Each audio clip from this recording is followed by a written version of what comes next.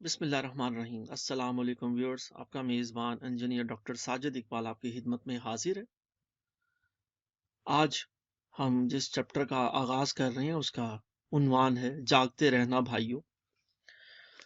گزرے زمانے کا ذکر ہے کہ راتوں کو چوکیدار گلی محلوں میں پھرتے اور آواز لگاتے جاگتے رہنا بھائیوں۔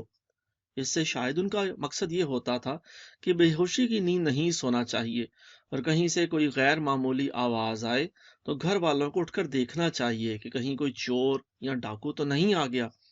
اسی طرح اپنے دشمن اور حریف سے بھی ہر وقت چوکنا اور ہوشیار رہنے کی ضرورت ہوتی ہے۔ ہوشیاری اور دانائی امور سلطنت پر نظر رکھنے کے لیے بھی ضروری ہے۔ جہاں کہیں کوئی خدشے یا شک کی بات ہو، دانشوروں، سوچنے اور لکھنے والوں کا فرض ہے کہ قوم کو فوراً ہوشیار کر دیں۔ ایران میں اسلامی انقلاب کے ہاتھوں شکست اور افغان سے روسی فوجوں کے انخلا کے بعد وہاں اپنی پسند کی حکومت قائم کرنے میں امریکہ کی ناکامی کے بعد پاکستان امریکہ کا خاص ہدف بن گیا ہے۔ امریکہ پاکستان سے کیا کام لینا چاہتا ہے اور پاکستان کو اپنے مفاد کے لیے کیسے استعمال کرنا چاہتا ہے، اس منصوبے کے حد و حال آہستہ آہستہ سامنے آ رہے ہیں۔ فی الحال جو کچھ سامنے آیا ہے اس سے تو یہ معلوم ہوتا ہے کہ امریکہ چاہتا ہے کہ پاکستان کمزور رہے، زخمی رہے اور سسکتا رہے، تاکہ پاکستان کی کمزوریوں سے بھرپور فائدہ اٹھایا جا سکے۔ اس لیے امریکہ کے معاملے میں بھی ہمیں جاگتے رہنے کی ضرورت ہے۔ ماضی میں اس کی دوستی کی چند مثالیں تو اس سے پہلے ناظرین کی خدمت میں نظر کی جا چکی ہیں۔ حال ہی کے بھی چند واقعات پر نظر ڈال لیں۔ رابرٹ اوکلے اگست 1988 سے اگست 91 تک پاکستان میں امریکی سفیر کی خدمات سر انجام دیتے رہے۔ پاکستان سے متعلق متعدد معاملات کے بارے میں ان کا رویہ برطانوی راج کے کسی وائس رائے سے کم نہ تھا۔ اپنے دورے سفارت میں اس کا کردار اور گفتار مکمل طور پر وائٹ ہاؤس کی پالیسیوں کا عکاس تھا، جن کے مطابق امریکہ ہمیشہ ہمیں قومی اور عالمی امور کے بارے میں اپنے نظریات اور موقف کی تائید پر مجبور کرتا رہا ہے۔ اپنی مدت سفارت پوری کرنے کے بعد امریکہ روانگی سے قبل انہوں نے لاہور میں ایک منتخب اجتماع میں جن خیالات کا اظہار کیا وہ عالمی سفارتی آداب کی دھجیاں اڑانے کے مترادف تھا۔ حیرت کی بات تو یہ ہے کہ اس کے اس غیر سفارتی رویے پر حکومتی اور نجی سطح پر کسی قسم کے رد عمل کا اظہار نہ کیا گیا۔ راکم نے چند مضامین لکھے ہیں، ان سے کچھ اقتباسات پیش خدمت ہیں۔ رابرٹ اوکلے کی چابک دستیاں۔ رابرٹ اوکلے نے پاکستان میں امریکی سفیر کی حیثیت سے اپنے 3 سالہ دورے سفارت میں جس انداز میں پاکستانی عوام اور حکومت کو اپنے مفید مشوروں سے نوازا، ان کی لومڑی جیسی چالاکی، بھیڑیے جیسی ہونہاری اور کوے جیسی دانائی صاف عیاں تھی۔ 10 اگست 1990 کو لاہور میں پاک امریکہ تعلقات پر پریس انسٹیٹیوٹ آف پاکستان کے زیر اہتمام ایک خصوصی اجتماع سے خطاب کرتے ہوئے انہوں نے پاکستان کا چالان کر دیا، کیونکہ اس نے امریکہ کی نصب کی ہوئی سرخ بتی کراس کی تھی۔ اس نے پاکستان کی سیاسی قیادت کو بے ایمان قرار دیتے ہوئے کہا کہ پاکستانی قائدین ایٹمی مسئلے پر امریکہ کے ساتھ براہ راست ٹکر لے رہے ہیں۔ اس نے دھمکی دی کہ امریکہ کو اب یہ حق حاصل ہو گیا ہے کہ اس جرم کی پاداش میں پاکستان کے ساتھ وہی سلوک کرے جیسا اس نے عراق اور bank of credit and commerce international BCCI کے ساتھ کیا تھا۔ اس نے کہا تھا کہ ایٹمی توانائی کے پروگرام کے بارے میں وائٹ ہاؤس کی فیصلوں کا پابند رہنا ہی پاکستان کے مفاد میں ہے۔ اس نے کہا کہ پاکستان اگر اس پروگرام کو محدود کرنے، ایٹمی ہتھیار تیار نہ کرنے کی یقین دہانی کرائے اور یک طرفہ طور پر NPT پر دستخط کرنے کو تیار ہو جائے تو امریکہ سے $4 بلین کے امدادی پروگرام کا بندوبست کیا جا سکتا ہے۔ لیکن پاکستان چونکہ اپنی ایٹمی توانائی کے پروگرام کے حوالے سے امریکی فیصلے کا احترام نہیں کر رہا، اس سے یہ کہنا بھیجا نہ ہوگا کہ پاکستان اس گستاخی کی وجہ سے اقتصادی بربادی، محرومی، بھوک اور ابتری کے سیاہ دور میں داخل ہو چکا ہے۔ حقیقت یہ ہے کہ ہمارا ایٹمی پروگرام پاک امریکہ تعلقات کی راہ میں رکاوٹ نہیں، بلکہ رکاوٹ ہمارا اسلامی تشخص ہے۔ جسے امریکہ اس علاقے میں اپنے مفادات کے لیے سب سے بڑا خطرہ سمجھتا ہے۔ آج اگر ہم اس تشخص کو چھوڑنے کا اعلان کر دیں، پاکستان کو ایک غیر نظریاتی ریاست قرار دے دیں اور مغرب کے ناجائز فرزند اسرائیل کو تسلیم کر لیں، تو ہمارا یہی ایٹمی پروگرام علاقے کے امن کے لیے انتہائی ضروری قرار دے دیا جائے گا۔ ہمارے ہاں دودھ اور شہد کی نہریں بہنے لگیں گی اور ہم امریکہ کی نظروں میں وہی اہمیت حاصل کر لیں گے جو امریکی مفاد کی محافظ متعدد اسلامی ریاستوں کو حاصل ہیں۔ امریکی نیو ورلڈ آرڈر کی تہیں بھی آہستہ آہستہ کھل رہی ہیں، اور یہ بات اب ڈھکی چھپی نہیں رہی کہ اس ورلڈ آرڈر کی بنیاد ہی مسلم ممالک کو کمزور کرنے، دنیا کے مختلف کونوں میں جاری اسلامی تحریکوں کو دبانے اور مسلمانوں کو ہر ملک اور دنیا کے ہر خطے میں تیسرے درجے کے شہری قرار دینے کے اصولوں پر رکھی گئی ہے۔ سرد جنگ کے خاتمے اور سوویت یونین کا شیرازہ بکھرنے کے بعد امریکہ کے لیے سب سے بڑا خطرہ ایران کی جمہوری اسلامی حکومت، افغانستان پر اسلامی بنیاد پرستوں کا کنٹرول، وسط ایشیا کی اسلامی ریاستوں پر اس کے اثرات اور ملوکیت سے جان چھڑا لینے والے اور جان چھڑانے کی جدوجہد کرنے والے کلمہ گو مسلمان ہیں۔ اس نیو ورلڈ آرڈر کا نقطہ آغاز یہ تھا کہ امریکہ نے عراق کے تفسد سے ایران پر ایک طویل جنگ مسلط کر دی اور بظاہر ایک مضبوط ترین روسی حلیف عراق کو نہ صرف بھرپور طریقے سے اس میں ملوث کر دیا، بلکہ تیل کی دولت سے مالا مال کئی عرب ریاستوں کو بھی اس جنگ میں عراق کے قدم مضبوط بنانے پر مجبور کیے رکھا۔ یوں مسلمانوں کا خون مسلمان کے ہاتھوں ہی بہانے کے اپنے مضمون منصوبے میں مسلسل 8 برس تک عمل کرتا رہا۔ بدقسمتی یہ ہے کہ اس کی سازش کو ہماری بعض عرب ریاستوں کے فرما روا قطعی نہ سمجھ سکے، اور یوں اس طویل جنگ میں ایران اور عراق کے مسلمان سپاہی ہزاروں کی تعداد میں مارے گئے اور مسلمان ریاستوں کا پیسہ امریکی اس کی حواریوں کی تجوریوں میں پہنچتا رہا۔ اب تک ایران اور عراق کو ہوا بنا کر امریکہ تیل کی دولت لوٹ رہا ہے۔ امریکہ ایران کے ساتھ اسلامی انقلاب کے خلاف عراق کے غیر اسلامی عزائم کی تصادی اور اخلاقی مدد کرتا رہا ہے، اور یوں وہ اسلامی دنیا کے وسائل اور افرادی قوت کو تہہ و بالا کرنے میں کامیاب رہا۔ مسلمان ریاستوں کے وسائل کو برباد کرنے کے علاوہ امریکہ نے ایک اور خوفناک کھیل بھی کھیلا، جس کے اثرات پوری اسلامی امہ کو مختلف حصوں، بلاکوں اور مذہبی گروہوں میں تقسیم کرنے کی صورت میں نمودار ہوئے۔ امریکہ نے اس ڈرامے کا دوسرا ایکٹ افغانستان میں سٹیج کیا۔ جہاد اسلام کے نام پر لڑی جانے والی جنگ کے فاتح آج بھی گروہی، نسلی اور مختلف عقائد کی بنا پر ایک دوسرے کا گلا کاٹنے میں مصروف ہیں، وہ اپنی منزل کا نشان کھو چکے ہیں اور ان کی راہیں تاریک ہیں۔ ایران کے محاذ پر ناکامی کے بعد امریکی نیو ورلڈ آرڈر کا اگلا نشانہ وہی عراق تھا، جس کی فوج ایران کے خلاف جدید ترین امریکی اسلحہ استعمال کر چکی تھی۔ عراق میں صدر صدام کے لیے ایک حسین جال تیار کیا گیا اور وہ کویت پر قبضے کے بعد پوری طرح اس جال میں جکڑا گیا۔ اس منصوبہ بندی کے نتیجے میں امریکہ بآسانی عراق کی تھکی ہوئی فوج پر کاری ضرب لگانے، عربوں کو خوفزدہ کرنے اور دفاعی معاہدوں کی صورت میں بعض عرب ریاستوں کے تیل کے ذخائر اور اقتصادی نظام پر مکمل قبضہ کرنے میں کامیاب ہو گیا۔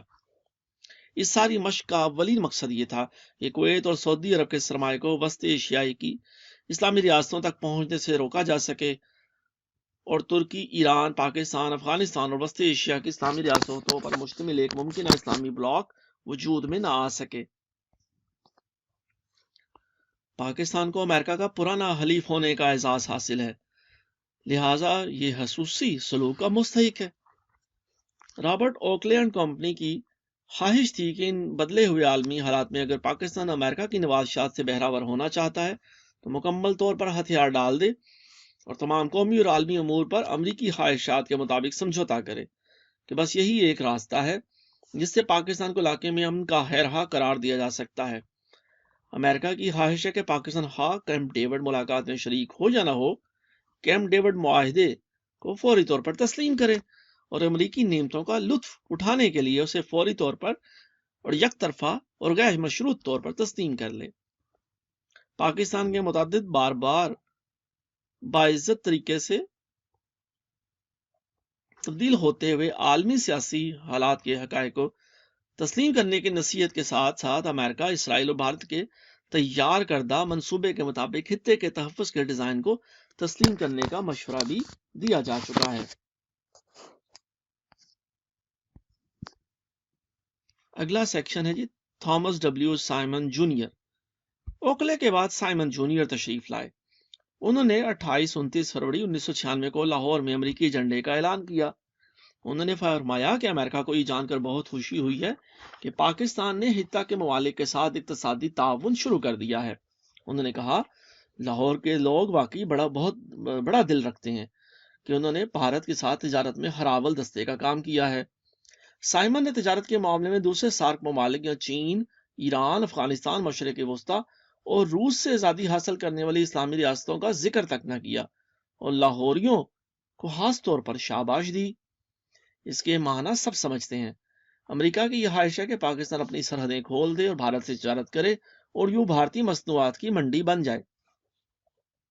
سائمن نے کہا کہ امریکہ نے جو نئی تجارتی پالیسی تشکیل دی ہے اس کا مقصد امریکی مفادات کا دفاع، تجارت کا فروغ اور سلامتی کو یقینی بنانا ہے۔ سائمن سمیت امریکی پالیسی بنانے والے سب یہ بھول گئے کہ ہر ملک یہی چاہتا ہے اور ایسی پالیسی کی وجہ سے ہی دوسرے ملکوں کے مفادات کے ساتھ تصادم لازمی ہے۔ سائمن نے کھل کر کہا کہ امریکہ پاکستان کے ساتھ تجارتی روابط بڑھانا چاہتا ہے اور چاہتا ہے کہ پاکستان اس کے لیے مناسب حالات پیدا کرے اور اپنی منڈی امریکی مصنوعات کے لیے کھول دے، خود راستے سے ہٹ جائے، بلکہ حکومت کو تجارت کے ساتھ کوئی سروکار نہ رہے۔ سائمن کی طرح دوسرے امریکی نہ جانے کیوں یہ بھول جاتے ہیں کہ وہ جو سبق دوسروں کو پڑھاتے ہیں خود عین اس کے برعکس عمل کر رہے ہیں۔ امریکہ کی CIA نے جاپانی منڈیوں میں خفیہ طور پر کیسے کام کیا سب جانتے ہیں۔ امریکہ نے اپنی کمپنیوں کو بلیک لسٹ کرنے کی دھمکی کیوں دی جو ایران میں سرمایہ لگانا چاہتی ہیں؟ جب سائمن سے چپتے سوال پوچھے گئے تو اس نے بچوں کا سا منہ بنا کر کہا کہ امریکہ تو بس یہی چاہتا ہے، اگر پاکستان کو امریکی پالیسی ناپسند ہے تو وہ کوئی اور دوست ڈھونڈ لے۔ امریکہ بس اپنی دھوس جماتا ہے۔ بے حیائی اور بے شرمی کی حد یہ ہے کہ پاکستان کے پیسے بھی رکھ لیے اور F-16 طیارے بھی نہ دیے۔ اس سے بڑی مکاری اور کیا ہو سکتی ہے، اور ایسے مکار سے مزید کس تجارت کی توقع کی جا سکتی ہے؟ اگلا سیکشن ہے جی ڈاکٹر کریگ بیکسٹر۔ ڈاکٹر کریگ پچھلے دنوں پاکستان آیا ہوا تھا۔ 1960 کی دہائی میں ڈاکٹر کریگ لاہور کے امریکن قونصلیٹ میں پولیٹیکل آفیسر تھا۔ اس دوران وہ جہاں جاتا یہی کہتا کہ دو قومی نظریہ صریحاً غلط تھا اور ہندوستان کو تقسیم نہیں ہونا چاہیے تھا۔ وہ کہتا کہ مشرقی پاکستان اور مغربی پاکستان میں کوئی چیز مشترک نہیں، دونوں کے درمیان 1000 میل سے زیادہ فاصلہ ہے، تو پھر یہ ایک ملک کیسے ہو سکتے ہیں؟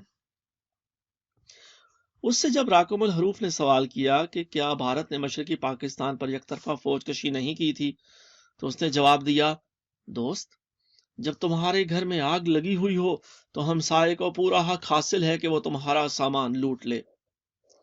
اس دفعہ اس کا ہدف کشمیر تھا اور کریگ یہ مشن لے کر آیا تھا کہ کشمیر کو ایک آزاد ریاست ہونا چاہیے۔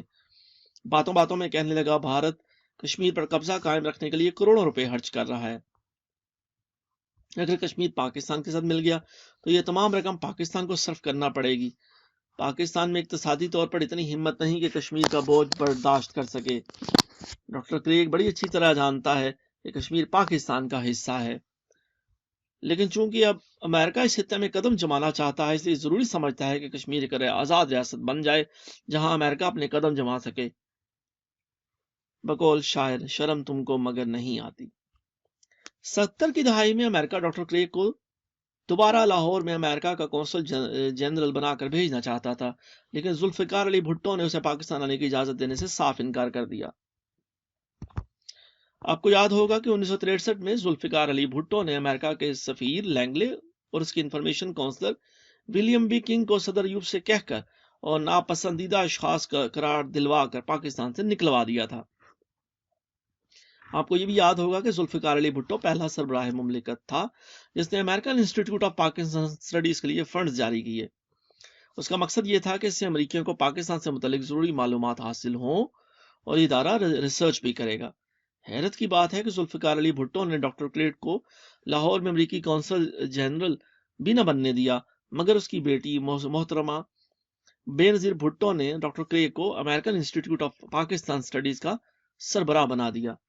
یہاں تو محترمہ کو ڈاکٹر کریگ کے متعلق کچھ معلوم نہ تھا، یا ہماری وزارت خارجہ نے انہیں کچھ بتایا ہی نہ تھا، یا پھر امریکہ کا دباؤ اتنا شدید تھا کہ محترمہ کو ڈاکٹر کریگ جیسے پاکستان دشمن امریکیوں کو اس انسٹیٹیوٹ کا سربراہ بنانا پڑا۔ بہرحال اب یہ وقت آ گیا ہے کہ حقائق کی روشنی میں پاک امریکہ تعلقات کا سرنو جائزہ لیا جائے۔